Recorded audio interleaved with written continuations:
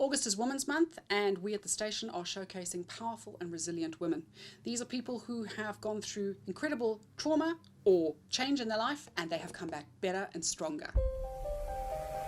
This is Beautiful Me.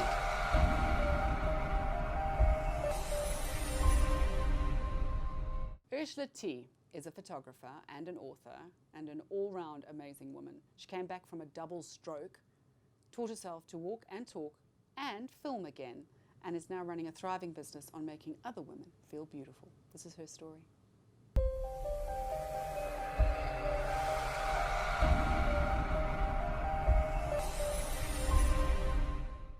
I first met you on a recommendation from a friend who said, you've got to go see this chick. She's amazing. Right. So I duly phoned this chick and said I would love to come and chat to you. I've heard about your story, and what I'd heard was there was this originally very large and in charge wedding photographer who people could hear coming from another continent, who had it all at her feet. This has to be me, right? Only for you. Had it all at her feet, moved into her new place, and fell down on the floor and never got up the same way again. So I came to your house, and you did an amazing shoot with me, and all my Facebook pictures are because of you, and I tell everybody how amazing you are, because never ever have I had a photograph that has done me justice the way I've wanted to look, like you took a photograph. And you did it all with one hand on a wheelie chair and natural light. Not bad, eh? Pretty damn good. They tell me out there I'm okay, you know? No, you'll I'm okay. You pass. Yeah, I'll pass. But jokes aside, thank you very much for coming to chat. Thank you, Sam. And tell me how we went from being large and in charge to lying on the floor. What happened? The actual incident, so I had 2 severe strokes. One on the right-hand side of my brain, which was severe, but the second stroke was on my brain stem cell, which should have killed me, and well, here I am. It did not. It's left me a little bit challenged, but I'm here. What was your life like before the strokes? I was married, I had my own beauty spa. I was into fitness, trained twice a day, dancing, out there, I suppose. Being a wedding photographer? Wedding photographer. Hard on your feet. All day, all night. And then we had a little bit of a problem. So I remember you telling me you were moving into your new place, and it happened on moving day. What do you remember about it? The day that I had my strokes, I was moving out from my ex-husband. Yeah, that's right. And it was a traumatic day. I mean, just getting divorced, being separated is already traumatic. And I was moving in, carrying boxes, TVs, hanging up curtains. I mean, it's just not a nice thing anyway. And I literally just felt tired. So I thought, I don't have to unpack my whole house. Like tonight, I can just sit down, chill, and I can carry on tomorrow. So I did. I sat down, lit up a cigarette, had a glass of wine, and I stood up, and as I stood up, I just collapsed. And all it felt like is that I just fainted. Okay. But my brain was working the whole time, which is like really weird. Like I knew what was going on. I knew I was dying, let me put it that way. And my body shut down from neck down. And I was lying there thinking, oh my God, I'm dying, I need help. Okay. This is the end, right? And then I thought, I've got too much to live for. Like way too much to live for. Beside my daughter, like lots of other things to go through. How old was she at the time? She was 6. Okay. Still a baba. And my right side woke up. Okay.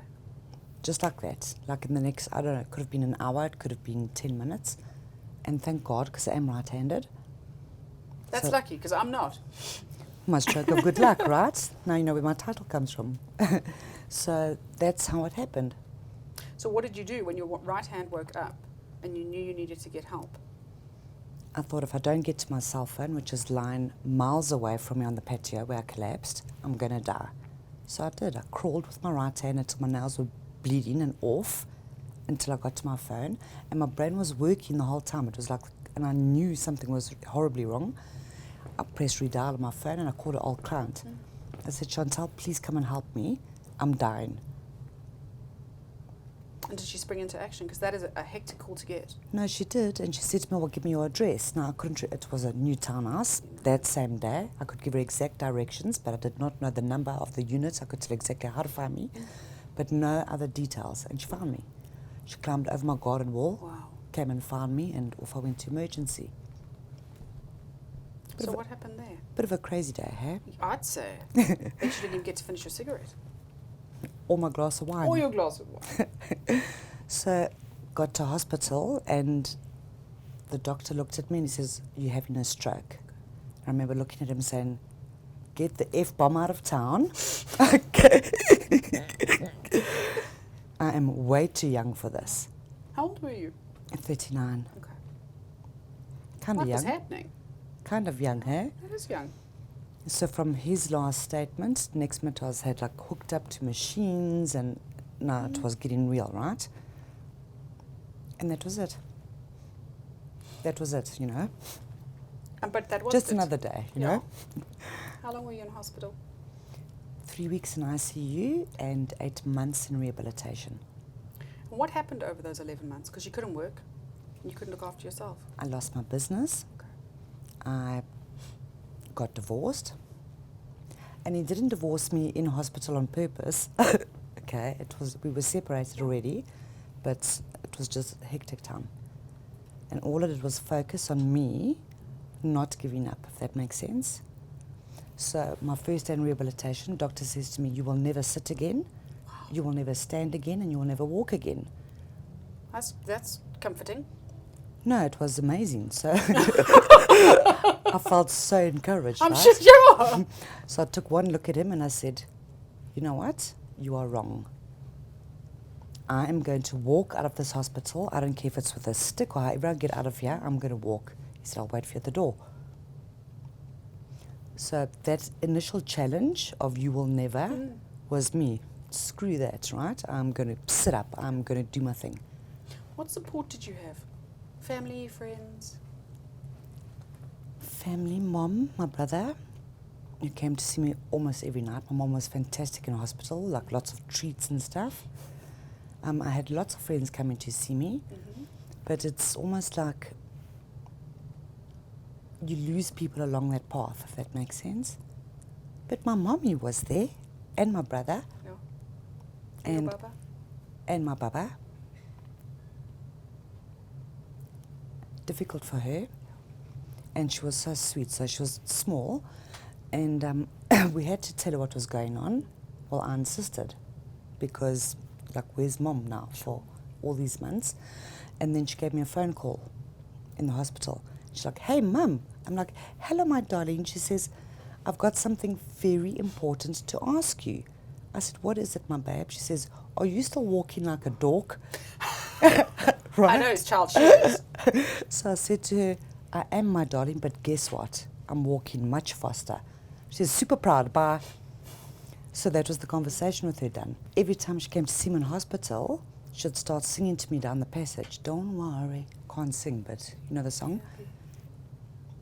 And then I'd wake up and I knew it was her. And as she'd walk into the room, this beautiful bright ball of light, she would say to me, Mom, can I take you for a spin? Call the nurses, get into my wheelchair, and she would push me as fast as she can down the passageway, like crash me into walls and stuff, you know, but she had a jaw, so did I. So what was rehab like? Because you'd always been a very alive, energetic person. We've got beautiful pictures of you dancing. You were always very active. And now you had to train parts of your body that had kind of gone on early retirement, that's not what was going to stay happening. That case wasn't going to continue. It was devastating. So imagine being completely independent to asking someone to brush your teeth and wipe your bum. Let's put it that way. That's as harsh as it is. Couldn't get dressed. Wake up at 4 o'clock in the morning with an injection in your belly button. It's a fantastic way to start your day, right? Blood pressure machines, you know, just a normal like injection in the belly. That's how my day started. Off to the showers. Somebody dresses you, takes you to the toilet. It was nuts. No independence at all. I learned to walk with my stick very quickly. How quickly? Not quick enough to get to the loo on time, but How long until you walked out of the hospital on your stick? Did you walk out of the hospital? I did. 8 months. So I was in rehab for 8 months. Rehab. Yeah. Devastating. In that time, I also lost my business, which was my dream, and I put my whole heart and soul in there. So the whole experience was devastating. But I'm here, Sam. Yes, you are. I'm here with Samantha Cowen, Hey, I'm here sitting with Ursula on your T. couch. What? When you went home, what happened then? What was it like to go home? Because as you say, in the hospital, you're being bathed and dressed and showered. And now you've got to go home. And you can't go to your own home. No, you because I can't didn't look have after one, yourself. right? I moved in with a friend of mine. I will keep his name anonymous. But he was fantastic, and the place was small enough for me just to learn to get around on my own. And I learned just to become very independent, but it was scary. Yeah. What's the scariest thing when you're learning that and you don't have your balance? I think it's the fear of falling Okay. and hurting myself and not being able to get back up. Did that ever happen? It's happened once. Now, it's funny now that no, I promise you it's hilarious. So I decided I'm going to clean out my kitchen cupboard. Now, this is recently. I'm talking like maybe 6 months ago. I'm going to clean out my kitchen cupboard. So I did. I got down on the floor, easy enough, cleaned it out beautifully, and sat there and thought, well, now, how do I get back up? I was there for 2 hours, Sam. My phone was on my desk, like miles away. Anyway, eventually I figured it out. I had to scrape along my bum and pull myself up on my kitchen security gate, right? And I can just imagine my neighbours looking at me thinking, wow. Anyway, I got up. But it's more like, how do you handle it? And your left side's paralysed. There's no real sense of balance. So everybody always says, how does it feel? If you stand up and close your eyes and lift up one leg, that's exactly how the sensation feels. All the time. It's almost impossible to deal with that off balance. But now look at me styling. I know, right? Right? When were you well enough to be on your own again? To actually look after yourself, be in your own place? How long did that take? Okay, so 3 years after my strokes, Okay. after not having my own place, I met Andrew, moved in with him. I was pretty independent there. We went through a rough time, and then I thought I'm getting my own place. And now it's time for me to be a big girl, a big independent woman, right? So that's probably about 4 years. 4 years into new life, Ursula T, you had come out of rehab, you'd walked out of that hospital, having said that I did. having the doctor having Imagine said it that. was never going to happen. You had managed to become self-sufficient, but business-wise, there was still a hole. And now you're in a business you love. So how did that happen? What did you decide to do? Okay, so in my 4 years after my strokes, I allowed myself to wallow and to grieve and to be angry and, go through all of that. And I had a mentor come and see me and said, what are you doing with your life? Hello, I'm here in my PJs, like pretty much this. Why? And he said, Ursula, as a photographer, you've got more talent in your pinky than I've seen all the photographers in South Africa combined. Pick up your camera and do something. Wow. That was his visit, and it was literally that short, okay, and he walked out. And then I sat there in my pajamas, Yes. and I thought, I do have a camera, right? Surely I can use my right hand and just give it a go. So I practiced for about a year. Yeah. Keeping my balance, you must know, holding my camera, Yeah. and I thought, I'm going to do this. And then I was thinking to myself, sitting in my pajamas, okay, Yes. not feeling pretty. Hopefully not the same pair as at the beginning of the year. No, I change them every now and then, Okay. kind of like wash them once a week, But I was sitting there, I was thinking, wow, surely this is not who you are. Come on. So I practiced with my camera. And I remember looking at myself in the mirror one day, and I was so much thinner than I am now. And I don't like talking about weight and stuff because it's not who I am. But I was looking at myself in the mirror and I thought, wow, okay, you're not looking cool, hey? Like, you need to do something with yourself and just do this. So I wasn't feeling beautiful, let me put it that way. And then I was thinking, okay, what can I do? What can I do? I need to feel beautiful. I've got a camera. Surely I can help women feel beautiful. Okay, how am I going to do that? I'm going to photograph them. I'm going to photograph them beautifully. And I'm going to help them feel beautiful. And here I am. Love that in your own mirror image, what you saw was helping somebody else. I love that you saw that. I really did. And now I look at myself, I'm like, wow. You know, if I could whistle at myself, I would, because I'm feeling incredible. I'm feeling so beautiful at the moment. And I think the more I help women feel beautiful, the more I do. Does that make sense? And now I know what my purpose is after my strokes. Why did I actually survive these 2 severe strokes that I should not have? I have a purpose. I'm going to help women. And I'm going to help them feel beautiful. And that's my business. What did you do to feel beautiful? Because you know we're going to get onto your eyeliner. I first of all got out of the pajamas. Nice. I mean, you know. Eventually. Although I do have pajama days now still. It's a pajama day, not a pajama life. And I practice self-love in the mirror. Let's go back to the mirror. Every morning, even if I had to wake up and remember that I couldn't walk, not like myself for a minute, like you do, walk along, get to the mirror, I'd look at myself and say, you are beautiful. You are talented. You've got this. Look how far you've come. That's amazing. All I do is look in the mirror and go, I'm awake. So I did a lot of self-talk in the mirror, and it's the most incredible thing. So you must try it. It's awesome. So now I give myself a little pat on the back, you know. Hey, Ursh, what we doing today? Let's go, girl. You know, like that type of vibe. No. And it's incredible for self-confidence. And look at me, Sam. I'm very pretty now. You are very pretty. And I remember when I first met you, you talking to me about putting on makeup. Because, of course, it was something I took for granted. I didn't realize that I put on makeup with 2 hands. That you can't put eyeliner on. Well, I can't. I'm sure there are people, YouTubers, amazing YouTubers who can do everything with 1 hand, but I'm not that person. No, I tried that, right? Yes. One-handed. And I poked my eye out probably like 1 million times until I got sick and tired of poking my eye out. So I thought, no, I'm not doing eyeliner, but I can have a tattoo. you just love needles. So how did that go back down? Oh, no, it was fantastic. Couldn't see for about 3 weeks. Couldn't see where my foot was going, so I felt like I was falling over like permanently. Oh, no, it was hectic. Was it worth it? So much, look. No, it's gorgeous. What do you do to make women feel beautiful? And I'll explain what I mean by that. Like you say, so many people walk past the mirror and they're only looking because they just want to check that their jersey is straight or that their hair's not out of place. They're not really looking at who they are.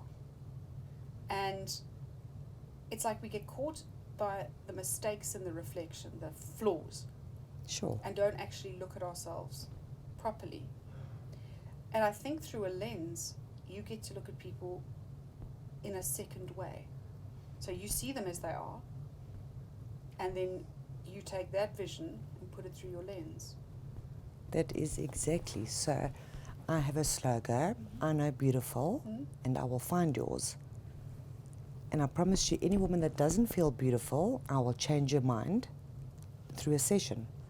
I think I'm incredibly empowering. I love women. I think women are beautiful. I have not photographed an ugly woman, let me put it that way. I don't think there's such a thing. And every woman is beautifully unique in their own way. Eyes. Sam Cowen has got these beautiful cheekbones, this gorgeous smile, beautiful color eyes, and I see that in every woman. Does it make sense? And all I need to do is show them how they look to me, for them to see that they are, if that makes sense. So I'm like in the mirror, hey, Ush, let's get it on. What's happening today, girl? But I can also do that for women. And I like to compliment women. I'll be, oh my gosh, you look amazing. You look incredible. Bring your chin forward, you look stunning. By the time they walk out, they are feeling like $1 million, as they should. What's been the most extreme reaction when somebody's got their shots after they've had photos from you? When they see what you've taken?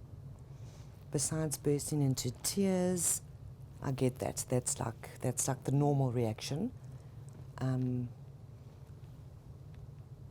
A scream, oh my God, is this me? Oh my God, like, you know, like I felt like Oprah Winfrey in that moment, right? And but it is an emotional. It's an emotional experience. What have people told you afterwards? I can't believe that I am this beautiful. Thank you. Oh my God, I look amazing. I think I said that. I think you're quoting me. It could be you. Like, wow, I never saw myself like this. So it's a very, for me, it's very satisfying because the end result is that reaction, like, wow, is that really me? Because it is. It's not me behind there. That's not my photo, it's yours. And it's almost like it's like the penny drops, if that makes sense. Wow, I really am beautiful. And then I pass on the little mirror trick, right? So they also have to wake up in the morning and go, hey, chick, what's happening today? What are we going to do? Let's get it on. You know, like that type of vibe. What's the best part of your life now? Because you've said that the stroke has helped you, but it's also held you back from doing some things. Sure. My business. Mm-hmm. My business, my business, my business. I'm living for it. I am living in it. I am just... That's me. And my new nails. If anyone's listening to this who is feeling just like you did after you woke up from the stroke and somebody said you can't do this anymore because this.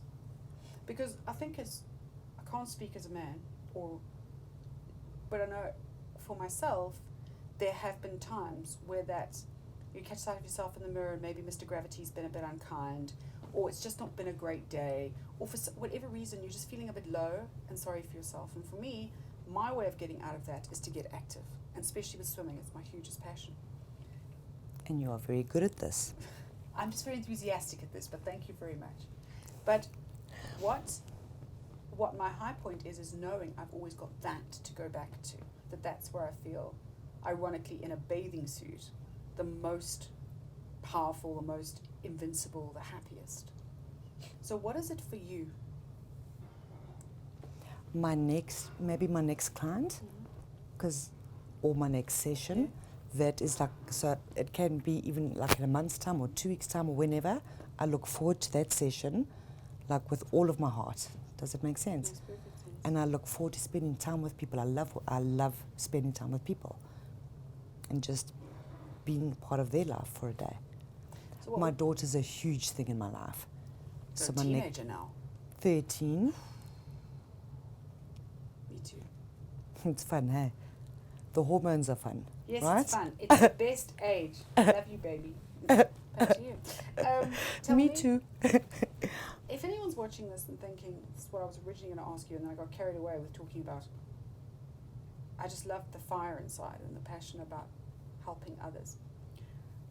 If someone's watching this and going, oh, it's easy for her because she already had the talent, or she's got great support in her life, or at least she's doing something she loves. Because we do tend to do that. It's go, oh, well, you know, it's different for them. What would you say to that woman who's maybe got a dream, or it could be huge, it could be tiny, but has checked herself out of it? I would say to her, I promise you, if I can do all of this one-handed, there is nothing stopping you, and I urge you to go for it. Chase that dream and do it. Because if you can't dream, there is no life. What's your next move physically? What's the next Besides step? carrying on using this. Well, when I met you, you couldn't do what you did just now. I have started taking small little baby steps on my own, without my walking stick and without holding on. So this is huge. So I've got a thing on my Facebook page now. I do like a weekly walking video. Nice. Different themes, you know. And it's quite funny. My ladies challenge me on my page. Like, next week we want to see pom-poms, right? I'm like, sure.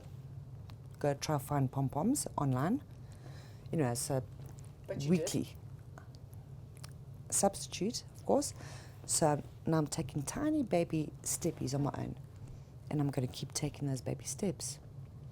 And then I'm going to take my beautiful walking stick, Fred, you know, Steady Freddy, Fred, and I'm going to have to donate him because his purpose in my life must be finished. I just want to walk this year. Maybe next year I'll put dancing, you know, like a bit of ballroom dancing or something. But I do want to become more physically abled. I want to go dance again. I want to walk and hold a cup of coffee, imagine that. Instead of trying to balance my cup, you know, with my stick. What do you tell your daughter? She saw you before you had the stroke. She saw you afterwards. There were times when she came to visit where somebody else had to be around because you were physically incapable of bathing her or cooking for her or anything at that time, and it's changed now. But what do you tell her? Hugely so. She does not remember me before my strokes. So I think it was so traumatic, maybe she just like shuts it off, and she only knows me as I am now. So for her, she can see my improvement, if that makes sense. So she's very encouraged by it. She always tells me I'm her superhero, and she always looks up to me, and I just try and be as strong as I can and do more things with her. And now we can chop onions one-handed with her, we can cook together, right? But I think my message to her is, my darling, you've got your whole life ahead of you, and you can do anything that you put your mind to. And the word can't does not exist. Love it. And she's, you know, she's strong. Well, she's soft, but she's strong. Does that make sense? Like she's my tough little softie. Just like mommy. Just like me. Thank you. Thank You you, did good. Sam. Did I? You did. Ta-da! Did she do good? She did amazing. Aw. Hot 91.9. Playing the best old school and R&B.